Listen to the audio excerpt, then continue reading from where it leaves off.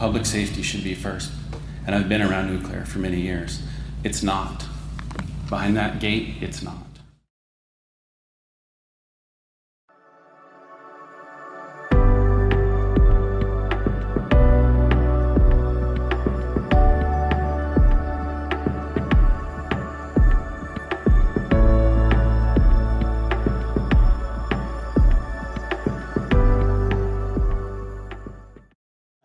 The 2.206 process, which is detailed in Management Directive 8.11 and Associated Desktop Guide, specifically states that questions from the petitioner are limited to how the 2.206 process works.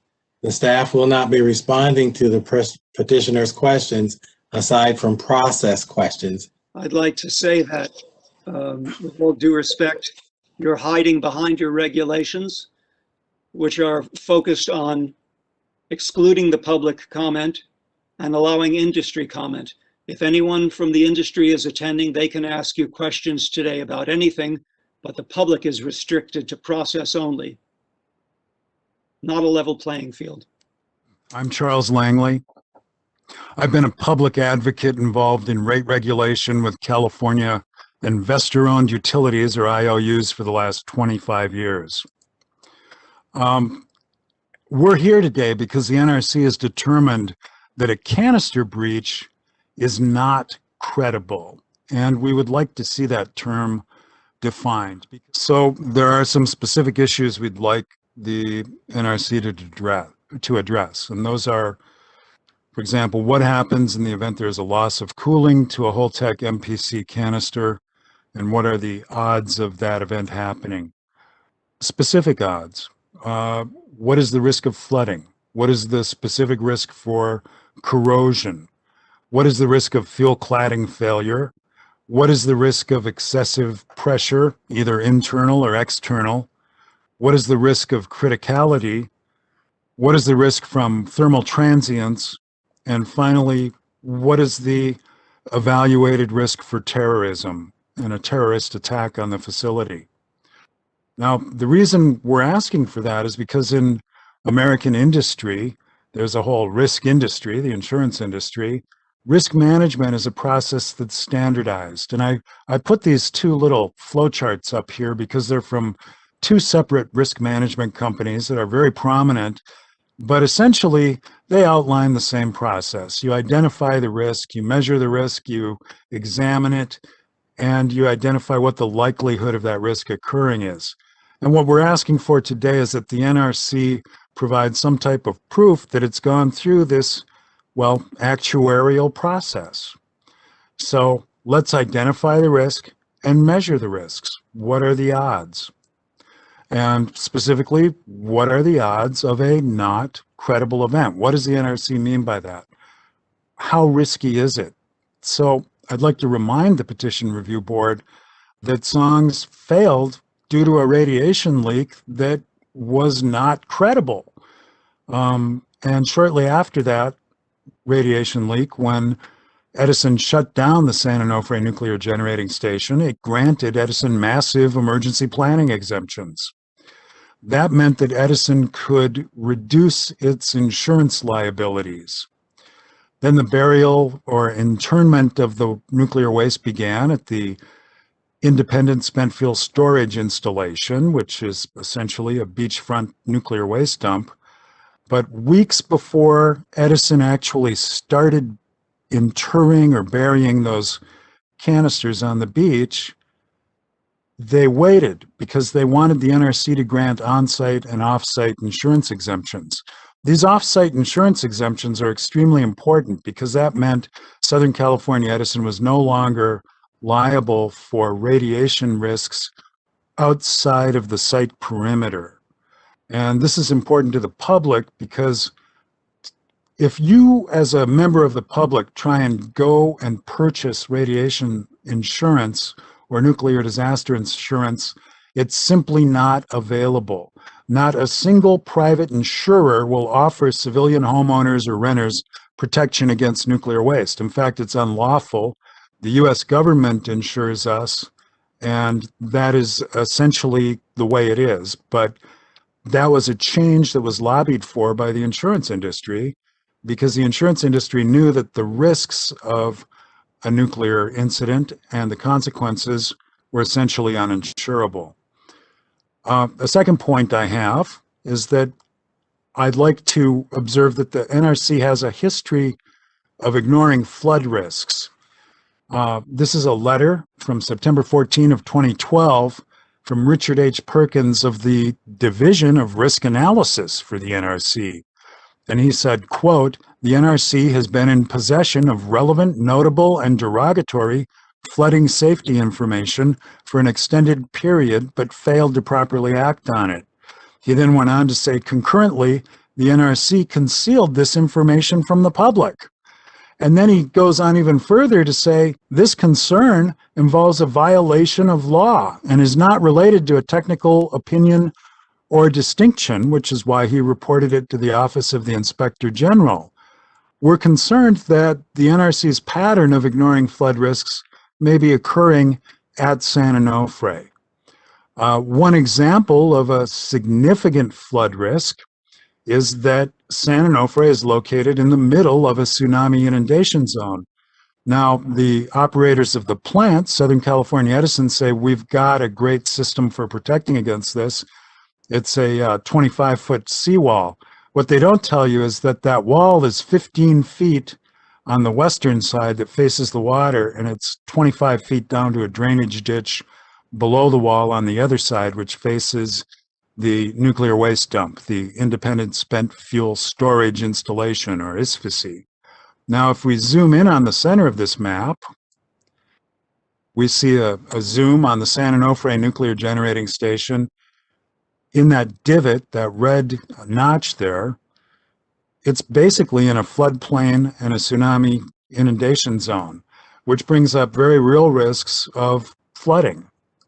So for the Nuclear Regulatory Commission to say it's not credible is something that we really question. Another issue we question is the idea of what constitutes flooding, because when you have flooding with a tsunami, it's kind of a different animal. Tsunamis can carry in tons of dirt, mud, rock, and other debris. So the entire site could be covered in gravel, sand, or organic debris. And this is important because these canisters that are manufactured by Holtec that store the waste are convection cooled. Now, another issue that recently made news just a couple of weeks ago is that the University of Copenhagen shows that sea level is going to increase faster than we thought it would. Quote, faster than previously thought because the water in the sea will expand as it gets warmer. We all know that water expands when it gets hot, and they're predicting that the oceans are going to get warmer. So we have no reason to doubt that. But what's important is that sea level rise predictions, which are very important for San Onofre because it is in a flood area and the bottoms of those canisters are inches above sea level, could be flooded sooner than we think. Finally, and these are my final 2 points, Songs is a legitimate military target under the rules of war. And I've put a hyperlink to that for those of you who want to look at this presentation online. And the reason for that is Songs is located on Camp Pendleton, a military base. Under the rules of war, it's perfectly legitimate to attack assets on a military base. Second, nuclear waste can be used to manufacture nuclear weapons. It's tremendously valuable stuff. In a sense, it's become a very valuable asset for foreign nations. Is a canister that could have fallen 18 feet.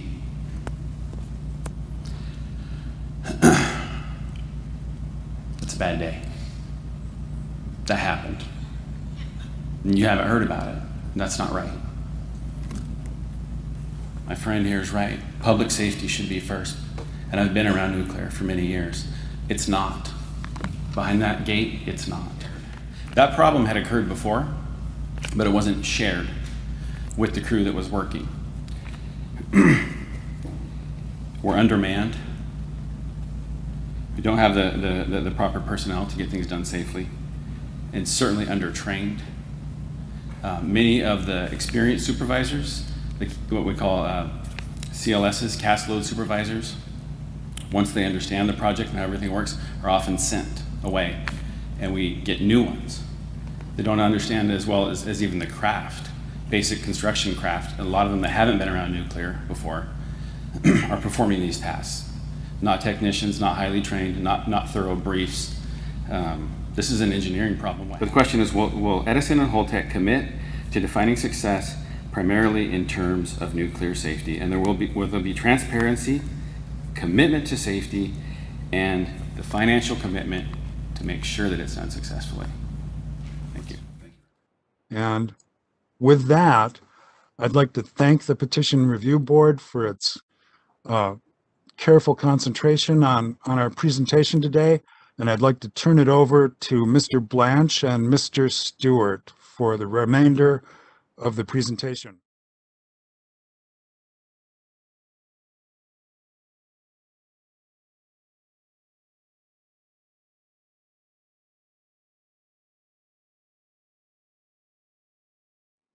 So we're very much concerned that those petitions were denied without even consideration on their substantive merits. That is, they were just thrown out the door without even being read, essentially, based upon what we regard as a specious argument, but we'll get into that later. And the Nuclear Regulatory Commission, the biggest acronym which we need to get clear is the NRC. And today's March 9th. Presenters will be Paul Blanche and myself, Process. He's been on both sides of the fence, working for the nuclear industry at times and now working as a public advocate. Again, my name's Stuart Scott. I'm Executive Director of the FacingFuture.Earth project. I have a Master's of Science in Information Science. I'm a university instructor, or have been, in math, statistics, and critical thinking, how we know what we know. I'm an active observer at the UN FCCC's climate negotiations, and I'm the first environmentalist stockbroker on Wall Street, so my involvement in issues of public safety and environmental issues goes way back as well into the 1970s and beyond. So as background first, the NRC's own mission statement says the following. The NRC licenses and regulates the nation's civilian use of radioactive materials to protect public health and safety, promote the common defense and security, and protect the environment.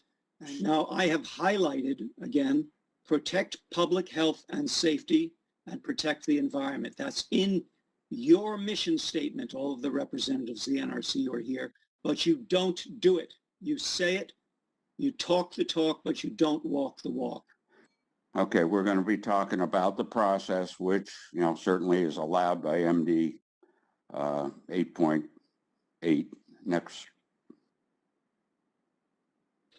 We're going to be talking about the rejection of our October 13th petition, which is the foundation of this petition is based on Holtec's and the NRC's words of not credible. And I want to ask a direct question right now, and I want a direct answer. Will the NRC define what is meant by not credible?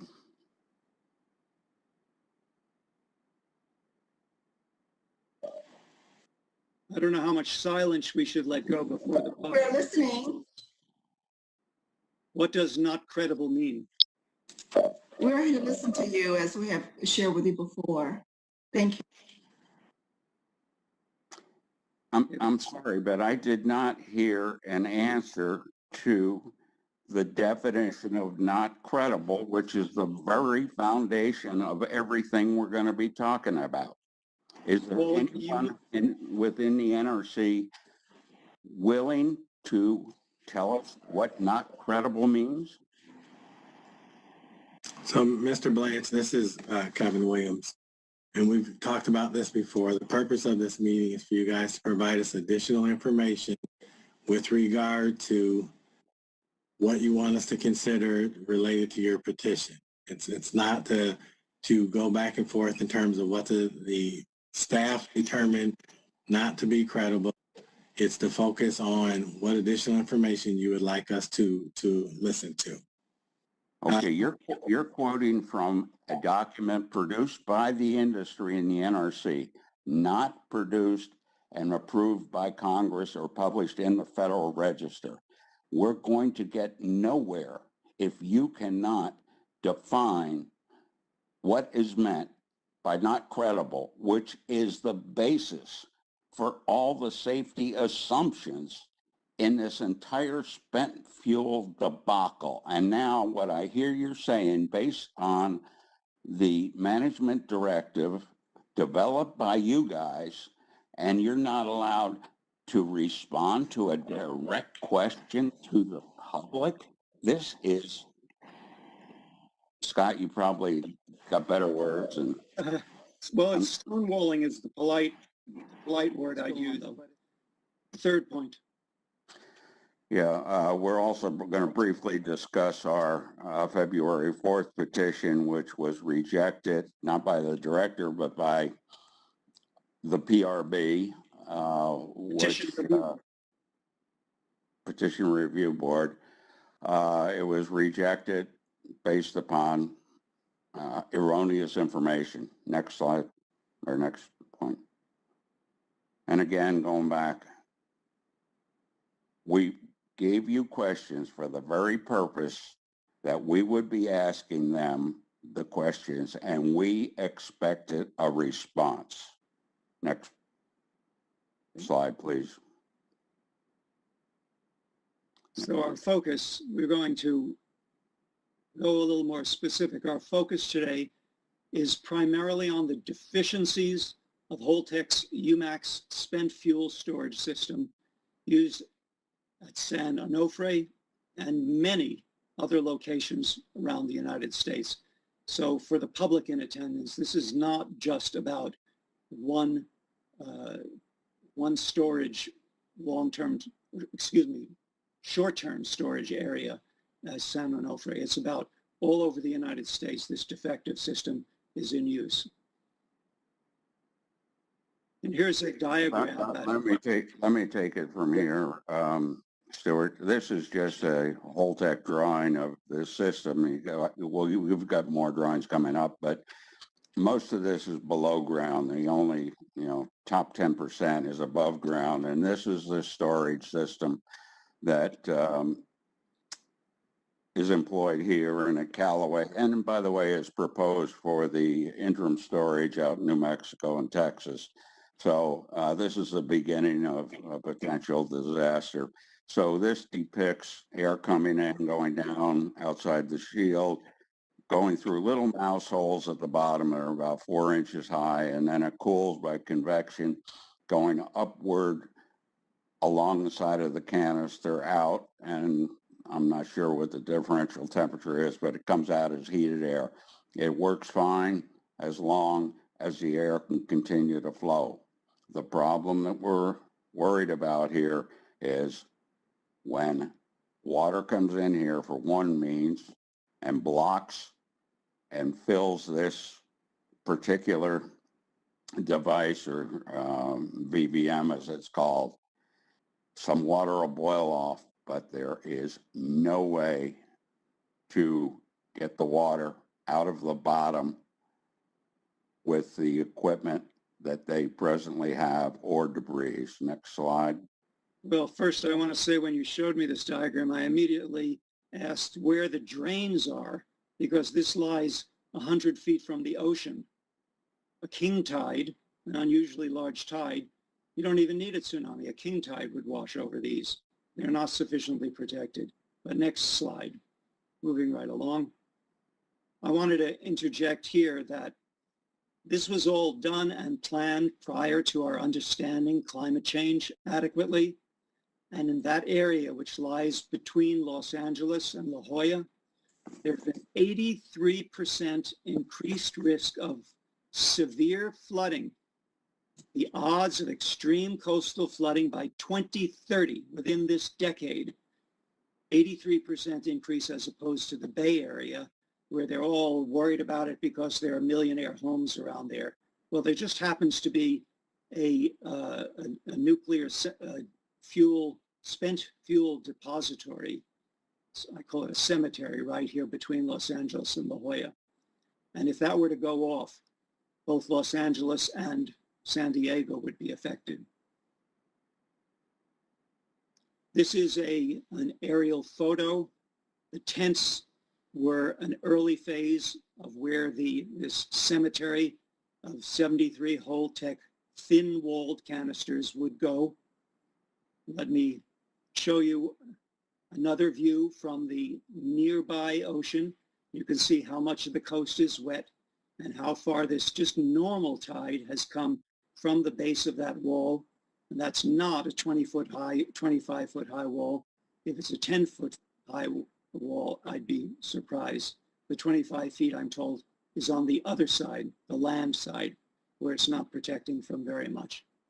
And here a third view. This is that cemetery of thin-walled casks, partially filled. The ones with turrets are the ones that have already had these flawed devices buried in them, and the ones without those caps have yet to have them installed.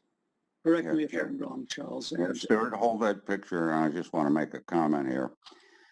If water from a tsunami comes up a few feet and floods this area, we have a disaster. We have 73 fuel canisters containing many times the radioactive material of Chernobyl.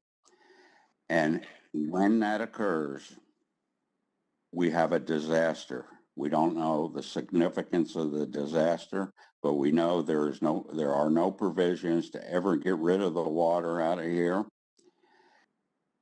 And it'll come up later in the slide, we've asked about the flood analysis, and the Nuclear Regulatory Commission refers us to section 4.6.2.5 of the FSAR that discusses the impact of flooding.